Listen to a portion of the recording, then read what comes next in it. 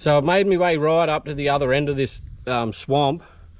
There's a little narrow opening just up behind me there, and there's this big heap of bulrush or kabungi weed, I'm not too sure what you call it, and it opens right up into this other swamp area. The only problem is I've paddled all the way around this swamp area, and the deepest part seems to be along here, and this deepest part's about 1 foot deep, all up through the middle there. It's about 8 inches deep. But what we'll do, we'll just run a test here anyway, and I'll set both of these traps. We'll put one right here.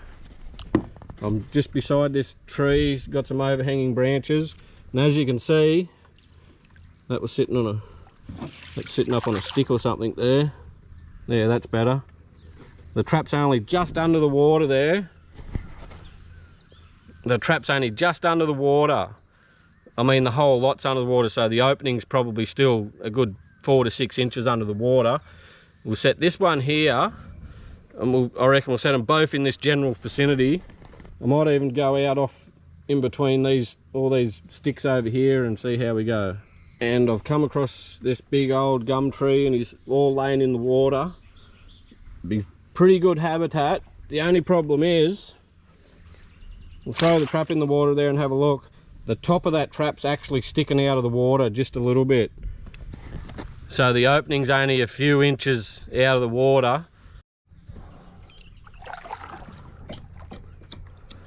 It's been about half an hour, and I'm just going to roll up on this first trap.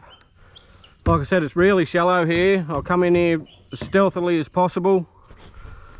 They probably haven't had a really good soak long enough to really have a good gauge, but surely after half an hour, if the place is loaded, there's going to be some in here.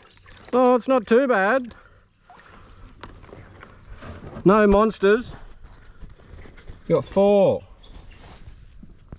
Considering it's only been half an hour and that bait is probably getting a little bit old, I'd consider that not too bad. No real monsters in amongst them. 4 little fellas. I've got enough there for a feed now, so unless we get a couple of really prime yabbies, anything little like that I'll just let go straight up.